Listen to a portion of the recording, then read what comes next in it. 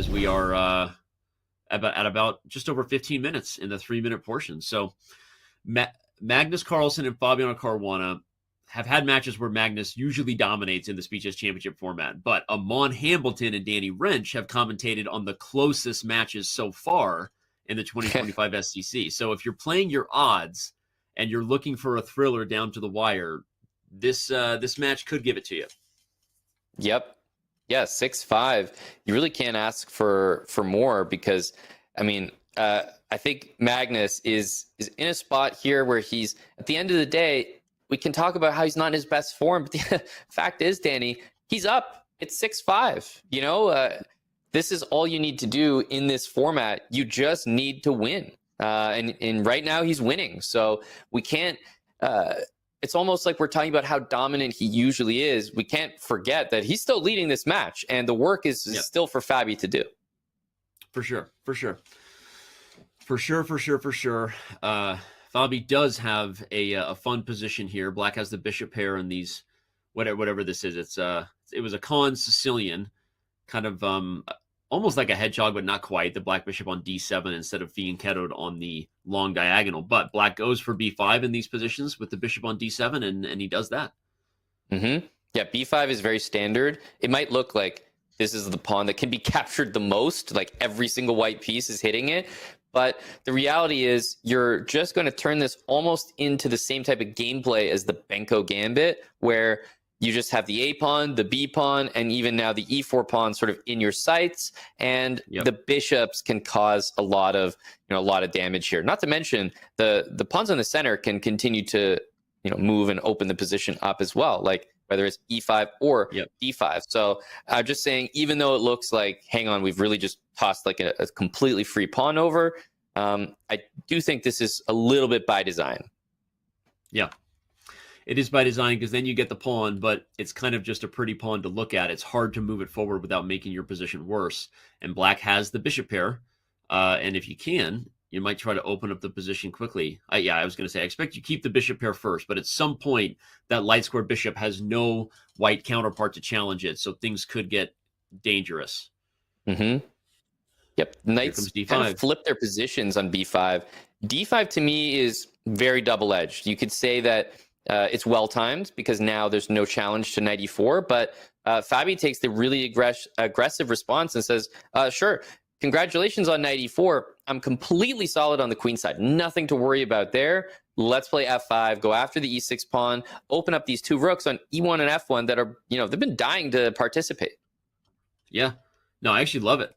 I love the way Fabi's playing this position, and you definitely don't want to take and invite white's knight to come in with tempo. And so, but if you don't, I mean, there's a couple of problems. Taking e6, even f6 is on the agenda if white wants to go all in for the attack. So Magnus isn't just down a pawn. He's down a minute and a half on the board. So not where he wants to be. He finds bishop takes b5. He's trying to simplify the position now. Interesting recapture. It's so logical to take with the knight. I don't really know if it's the right one, but it's looking pretty good. Anchoring in with knight c6, but also allowing the knight to take on f5. So you're not putting it all the way on the queen side. Potentially even tossing the b pawn, because I don't know how you keep that b pawn forever, but he's looking kingside with these last couple moves. Yeah, Magnus doesn't go for the simple rook b8 and try to regather the pawn, probably because he just knows that Fabi would have been flipping the script to the attack too soon. So instead, Magnus is trying to keep counterplay going. Rook on the second rank. Yeah, it really doesn't look like it should be enough, though, if I'm being honest. There is b6. So if you're playing moves like rook b8, like b6 is always there to temporarily keep the pawn. And we see g6, which means immediately you're starting to wonder, is Magnus flipping this around? It no longer feels like we're on the attack. It feels like the pawns are starting to become weak. e5, b5, and b3. Yeah, and if queen d3 really is an only move, and that is, I've got no hands over here, that's the computer, I'm like, what a subtle and odd move to find if you're white as the only way to keep the advantage. Yeah, that's not... Like, and in fact, after bishop takes e5, I'm wondering, like, is the next move knight g4? Maybe after, like, idea of knight g4, queen takes back on d4. You have knight f and h6 to worry about. Yeah.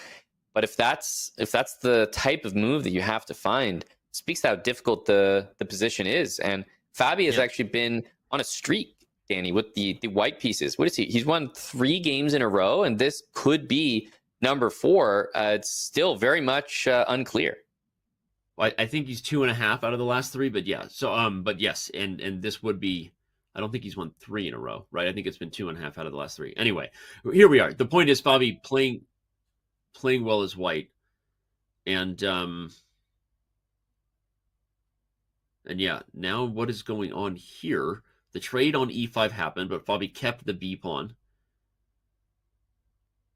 Yeah, knight f2. Okay.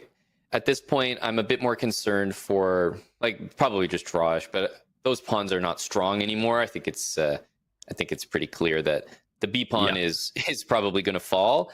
But you really don't want to trade those rooks. If the rooks just disappear, suddenly the queen endgame with the b pawn, I'm concerned.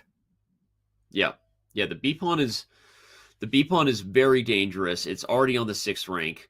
And if you have threats like queen c5 or queen over, it becomes on the 7th rank. So, okay, Magnus is going to back up and go pick it up. Yep. Make sure we get an pawn will fall. Yeah. This is exactly it. Okay. Fun stuff, though. Magnus is getting counterplay. Not that he is maybe trying to win, but, stranger things have happened. I agree. You want to keep him honest. Also, rook e4 has that idea of rook takes h4. Just to make that threat. Doesn't hurt to make those threats.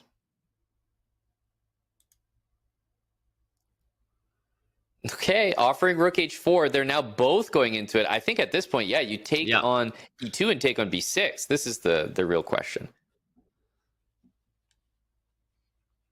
Yeah. Draw offer, do you think? We're going to see. Yeah. Perpetual check and a draw. So I don't know who feels better about that draw, but Magnus has to be feeling